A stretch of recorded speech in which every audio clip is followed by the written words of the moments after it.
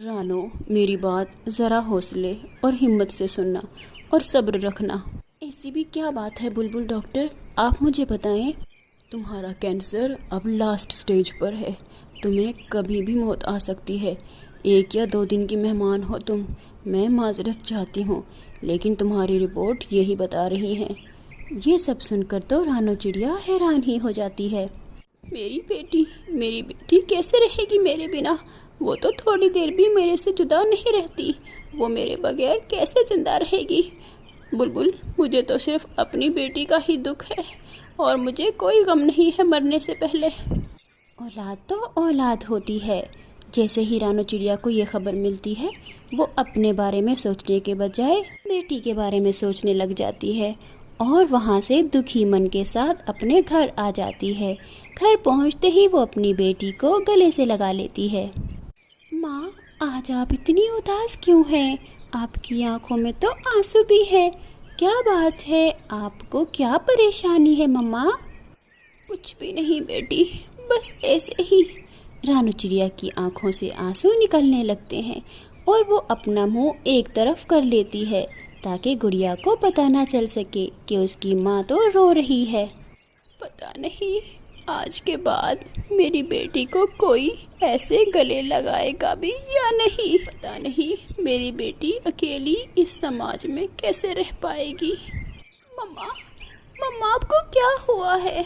मैं भी आपको देख के दुखी हो रही हूँ। आप मुझे बताएं ना। बेटी, अगर मुझे कभी कुछ हो जाए तो दुखी मत होना, ठीक है? गुड़िया मेरी बेटी, मुश्किलात आए तो बहादुरी से मुकाबला करना है।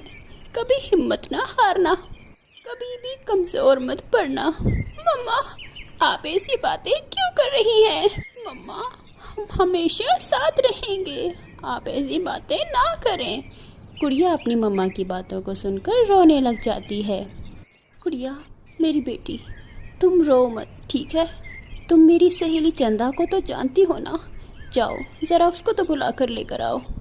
गुड़िया अपनी मम्मा की सहेली को बुलाने के लिए चली जाती है और रानो चिड़िया अपनी परेशानी को थोड़ा कम करने के लिए कामकाज में मसरूफ़ हो जाती है। गुड़िया थोड़ी देर में ही अपनी मम्मा की सहेली को बुला कर ले आती है। गुड़िया बेटी, तुम थोड़ी देर के लिए बाहर जाओ, मुझे तुम्हारी आंटी से कुछ बातें करनी है। गुड़िया वहाँ से बाहर चली जाती है और फिर रानो चिड़िया अपनी सहेली को सारी बात बता देती है। रानो, तुम्हें परेशान होने की बिल्कुल ज़रूरत नहीं है। मैं तुम्हारा दर्द समझ सकती हूँ। मैं भी एक बेटी की माँ रह चुकी हूँ। मैंने अपनी बेटी को खोया है। मैं इस दर्द को जानती हूँ।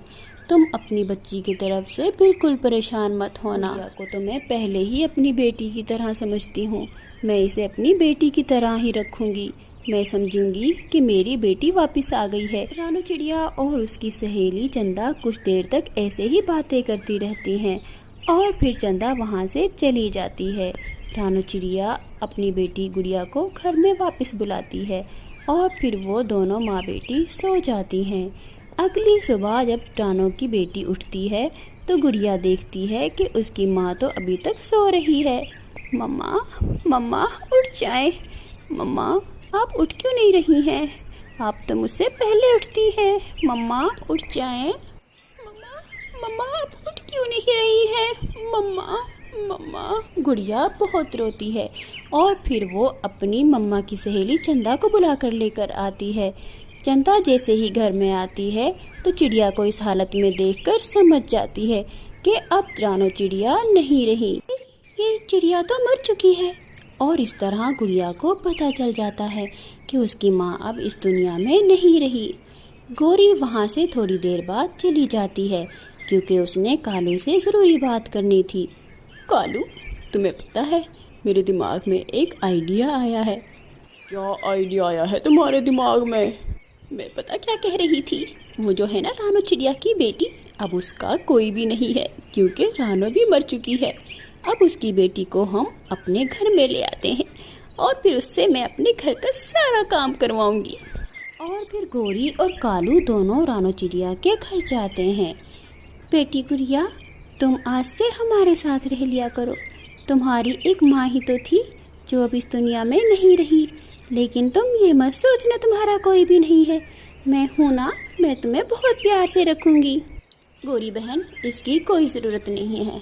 रानो चिड़िया ने मरने से पहले मुझसे कह दिया था कि उसकी बेटी को मैं अपने साथ रखूँगी। और हाँ आंटी, मेरी मम्मा ने कहा था कि बहादुर बनकर रहना है। मुझे याद है जब एक दिन मेरी मम्मा घर पर नहीं थी तो आपने उस बड़ी चील को कैसे हमारे घर पर भेज दिया था ताकि वो मुझे खा जाए। मैं भूली नहीं हूँ वो सब कुछ। अब आपको मेरी हमदर्दी करने की कोई ज़रूरत नहीं है, मैं अपनी आंटी चंदा के साथ ही रहूँगी। अरे गुड़िया, तुम्हें भी बोलना आ गया है? किसने सिखाया है ये तुम्हें? गौरी आंटी, मुझे ये सब मेरी मम्मा ने सिखाया है। मेरी मम्मा ने कहा था बहादुर बनकर रहना है, कमज़ोर नहीं पड़ना। अब आप यहाँ से जा सकती हैं। कालू और गौरी तो हैरान रह जाते हैं और फिर वहाँ से चले जाते हैं। अगर आपको कहानी अच्छी लगी है तो चैनल को सब्सक्राइब करना मत भूलिएगा और वीडियो को लाइक भी कर दीजिएगा। पूरे जंगल में एक ही आम का पेड़ था। उस पेड़ पर सारे आम पके हुए थे, लेकिन कोई भी पक्षी उस पेड़ से आम नहीं खा सकता था क्योंकि उस पे काले कौवों का घर बना हुआ था।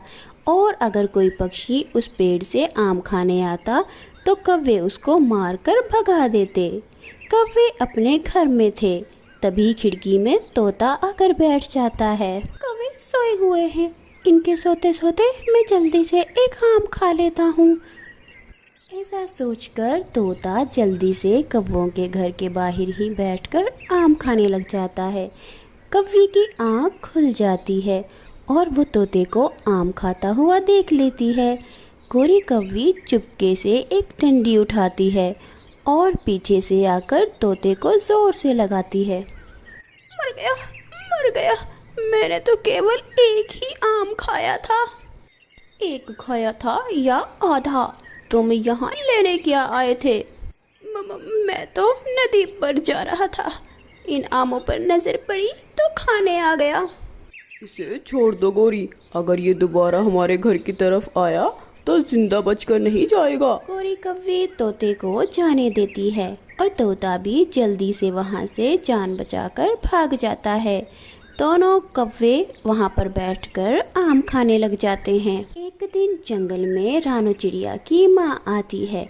वो अपनी बेटी रानो और उसकी बेटी से कहती है, बेटी, मैं अभी उड़ते हुए तेरे पास आ रही थी तो मैंने रास्ते में एक आम का पेड़ देखा है।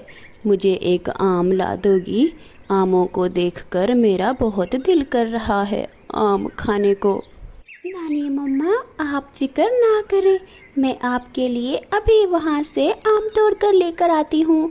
ना बेटी, तुम मत जाना, मैं तुम्हारे साथ जाऊँगी। वो कौवे बहुत बदतमीज़ हैं, पता नहीं वो तुम्हें आम देते भी हैं या नहीं। फिर रानो चिड़िया और उसकी बेटी कौवों के घर आम लेने चली जाती हैं। रानो चिड़िया कौवों के घर का दरवाज़ा खटखटाती है। कालू कौवा दरवाज़ा खोलता है। कौवे भाई, मेरी माँ यहाँ से गुजर रही थी तो उसने आम देखे, अब वो हमसे आम खाने का कह रही हैं। मैं आपसे आम लेने आई हूँ। ये सुनकर गोरी कौवी भी बाहर आ जाती है। कौन सी माँ तेरी आई है? मेरी नहीं, मेरी माँ ने भी कह रखा है वो यहाँ से आम लेकर जाएगी। चलो भागो यहाँ से। कैसे आई है? मेरी माँ ने आम देखे हैं। अरे गोरी आंटी, एक आम की ही तो बात है, ये इतने सारे आम आपसे नहीं खाए जाएंगे। एक आम हमें भी दे दीजिए, ये तो बहुत जल्दी खराब हो जाते हैं। ना भाई ना, हम देख लेंगे खराब होंगे या नहीं होंगे। चलो भागो यहाँ से, हम किसी को इजाजत नहीं देंगे इस पेड़ से आम तोड़ने की। रानो चिड़िया अपनी बेटी गुड़िया को लेकर वहाँ से चली जाती है। दूसरे दिन गुड़िया अपनी नानो के साथ जंगल घूमने जाती है। नानो नानो, मैं कभी घने जंगल में नहीं गई। मम्मा मुझे अकेले जाने ही नहीं देती थी और मेरे साथ भी नहीं आती थी। आप मुझे लेकर जाएंगी? हाँ हाँ बेटी, क्यों नहीं, तुम्हारी माँ सही कहती है, किसी बड़े का साथ होना ज़रूरी होता है घने जंगल में। चलो मैं तुम्हें लेकर चलती हूँ। फिर गुड़िया अपनी नानो के साथ घने जंगल में पहुँच जाती है। मैं तो थक गई हूँ बेटी, मैं कुछ देर यहाँ आराम करूँगी। नानो ठीक है, आप यहाँ आराम कर लीजिए, मैं बस थोड़ा सा दूर और जाना चाहती हूँ। गुड़िया उड़ती है और थोड़ा सा और उड़कर आगे चली जाती है। वहाँ पेड़ों के पीछे एक आम का दरख्त था जिस पर पके हुए आम लगे हुए थे। गुड़िया तो ये देखकर बहुत खुश हो जाती है। आम आम, ये तो पके हुए आम है, मैं अभी नानो को बुलाकर लेकर आती हूँ। गुड़िया वहाँ से उड़ती है और अपनी नानो के पास जाती है। नानो नानो, मैंने वहाँ पर आम का पेड़ देखा है और उस पर पके हुए आम भी लगे हुए हैं। कहाँ कहाँ बेटी, चलो मैं तुम्हारे साथ चलती हूँ।